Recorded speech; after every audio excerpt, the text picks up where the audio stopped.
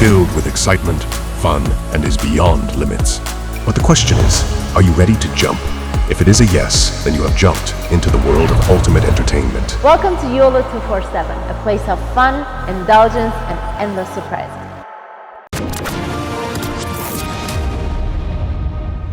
और president Biden से मिलेगा और he will plead his case in before Republicans. Zelensky को मना कर दिया कि अब हमारे पास पैसे नहीं है।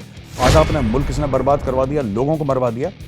अब ये गया है वहां पे कटोरा लेकर कि भाई कुछ पैसा दे दो। अब देखो ना यार, दूसरे के पैसे से और दूसरे के हथियार से कभी जंग नहीं लड़ी जाती। जय हिंद दोस्तों, मैं हूं मेजर गौरवारी और आप देख रहे हैं आज की ताज़ा तरीन खबरें।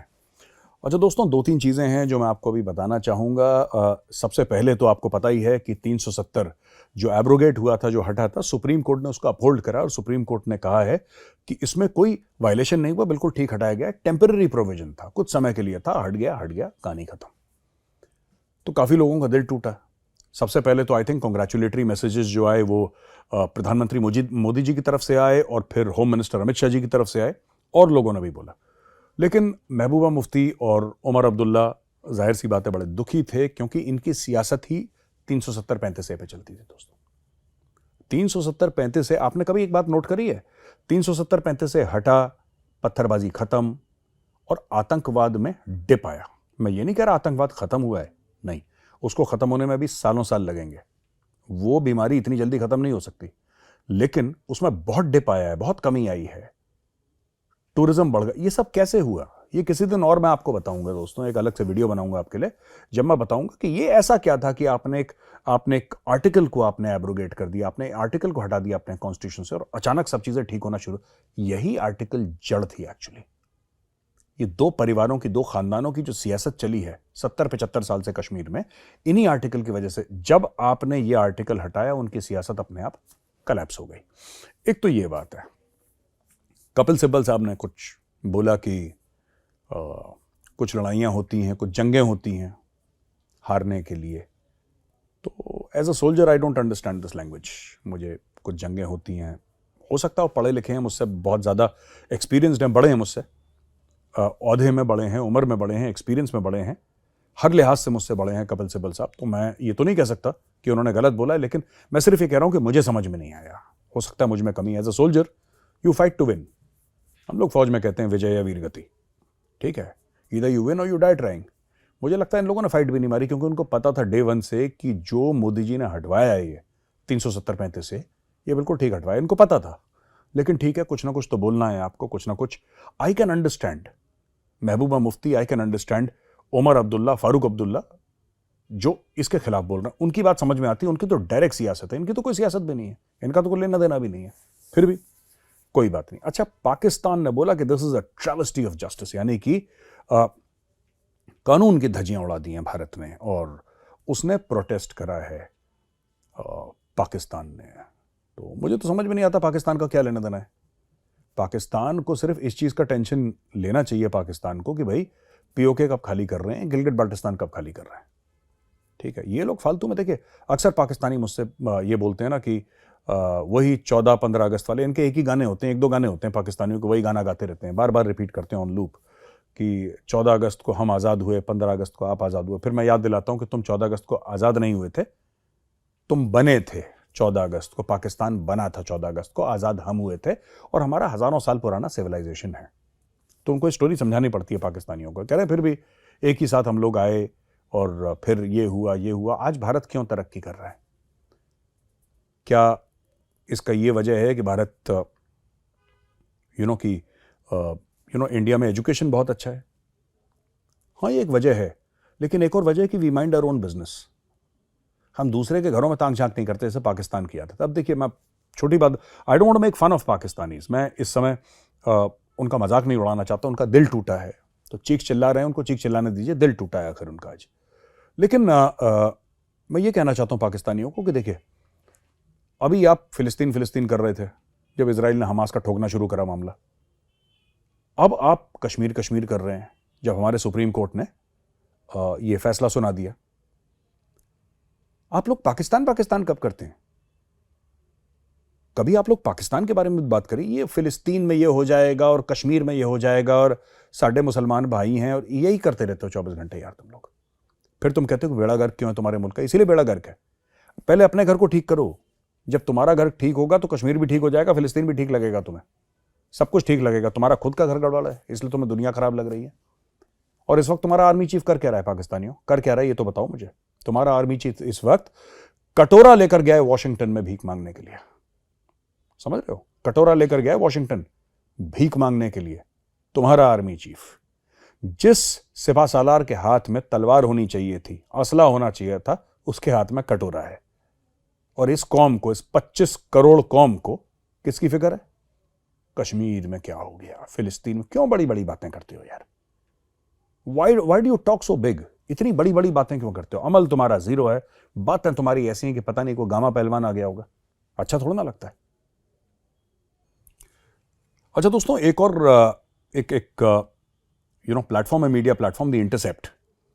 Intercept is Pakistani funded. वो ये सब उल्टी सीधी बातें लिखता रहता है। अच्छा, एक memo, according to the intercept, एक मेमो था जिसमें नई दिल्ली से एक मेमो निकाला गया। राइट? अब नई दिल्ली में कहां से निकाला गया, ठीक है, नोबडी नोज, पर इंटरसेप्ट कहता है कि नई दिल्ली से एक मेमो निकाला गया। When you say New Delhi, you mean the government of India. So नई दिल्ली से एक मेमो निकाला गया कि हरदीप सिंह निज्जर का कुछ करो। और ये अपेरेंटली ये लोग कह रहे हैं कि हमारे हाथ लग गया, या फिर ये इसके बारे में बातचीत कर रहे हैं। इंडिया ने बोला बिल्कुल बकवास है, और सही बात है, बकवास है। अब मैं आपको बताता हूं क्यों बकवास है। यार, अगर आप किसी को मरवा रहे हो तो क्या आप चिट्ठी लिखोगे? क्योंकि आप एक दिन चले जाओगे, आपकी पोस्टिंग हो जाएगी, आप रिटायर हो जाओगे, वो कागज वहां पे रहेगा। ये सारे काम लिख के नहीं होते हैं। ये सारे काम, ये बोलचाल भरोसे के काम होते हैं। इसको ऑर्डर करा, उसने ऑर्डर करा, इसने ऑर्डर करा, तीसरे ने चौथे को पैसे दिए, पांचवें को पैसे मिले, छठे ने लिए, सातवें ने गोली मारी, कि पीछे से ट्रेस ही ना हो पाए कि शुरुआत कहां से हुई थी, इसकी जड़ कौन है। इसने ऐसे ही बोल दिया बीच में कि निज्जर को मारने के लिए मेमो। यार, ऑफिस मेमो चलता है। आप किसी आदमी का अगर उसका मर्डर करवा रहे हो किसी और मुल्क में, तो do you think an office memo works? This is very height of stupidity. But फिर बाद में पता लगा कि ये पाकिस्तान का है, तो then I understood that stupidity is the norm, not the exception. अच्छा, ज़ेलेंस्की जो है, ये बाइडेन से और रिपब्लिकन्स से मिलने के लिए जा रहा है। ये जाएगा मंगल को और प्रेसिडेंट बाइडेन से मिलेगा, और he will plead his case in before Republicans, because अब इसको मना कर दिया है कि बेटा अब तुम्हें पैसे नहीं मिलेंगे। ज़ेलेंस्की को मना कर दिया कि अब हमारे पास पैसे नहीं है। तो यूएस ने बात करी है, खासतौर से रिपब्लिकन्स ने बात करी है वॉर फटीक की, और इन्होंने बात करी है दोस्तों डोनर फटीक की। क्योंकि ये जो अब लोगों को 1-1.5 साल के बाद क्या लग रहा है, 1.25 साल होने वाले, लोगों को लग क्या रहा है। अब देखिए, इस 23 फरवरी को, 2024 की 23 फरवरी को 2 साल पूरे हो जाएंगे। अब लोगों को ये लग रहा है, खासतौर से अमेरिकन को, कि यार ये हमने इतना पैसा दे दिया, हमने इतने हथियार दे दिए, हमने सब कुछ दे दिया, ज़ेलेंस्की वहीं का वहीं खड़ा। उल्टा रशिया ने इसके करीब 17-17.5% जमीन घेर ली इनकी। ये तो कुछ कर नहीं पाए। और जो बड़े जोरों शोरों से एडवर्टाइज करके सोशल मीडिया पे काउंटर ऑफेंसिव की इन्होंने बात करी थी कि हम रूस की कमर तोड़ देंगे, ये कख नहीं कर पाए। पैसे पूरे चाहिए भाई को, भाई मतलब ज़ेलेंस्की, पैसे इसको पूरे चाहिए, काम इसको नहीं करके देना। आधा अपना मुल्क इसने बर्बाद करवा दिया, लोगों को मरवा दिया। अब ये गया है वहां पे कटोरा लेके कि भाई कुछ पैसा दे दो। अब देखो ना यार, दूसरे के पैसे से और दूसरे के हथियार से कभी जंग नहीं लड़ी जाती। अब लोग देखिए, अमेरिकन हैव आल्सो अंडरस्टूड। आप रशिया को जितना धक्का देंगे, फिर कल आप इंडिया से बोलोगे कि यार, रशिया से बोलो कि इंडिया क्या कर लेगा तब यार।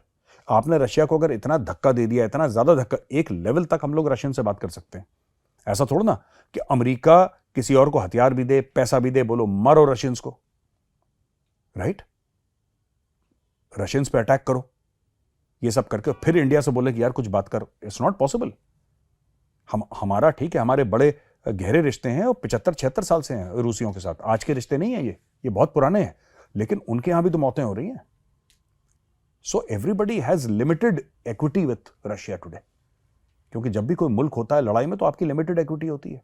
आज की तारीख में रूस क्या कर रहा है मैं आपको बताता हूं। रूस ने साफ तौर पे ये कह दिया कि देखो, अगर यूक्रेन गया नेटो के खेमे में तो यूक्रेन पिटेगा, और ये रूस काफी टाइम से कह रहा है।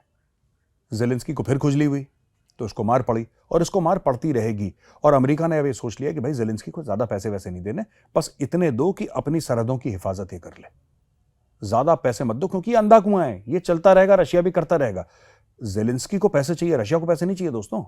रशिया के पास अपना पूरा एक फौज खड़ी है, उसके पास एक मैन्युफैक्चरिंग सेटअप है, रशिया के पास अपना तेल है, Russia has got everything. Russia को नहीं चाहिए। और इन सब लड़ाई से क्या हो रहा है कि आप रशिया को चीन की तरफ भेज रहे हैं। मैंने पहले भी एक बार बोला था, आज मैं फिर रिपीट करता हूं दोस्तों। चक्कर क्या है ना इसमें कि आप चाइना के साथ अकेले डील कर सकते हैं, it's possible. China is an economic super power, China military super power नहीं है, समझ रहे हैं। और रशिया जो है वो मिलिट्री सुपर पावर है, वो इकोनॉमिक सुपर पावर नहीं है। लेकिन अगर चाइना और रशिया मिल जाते हैं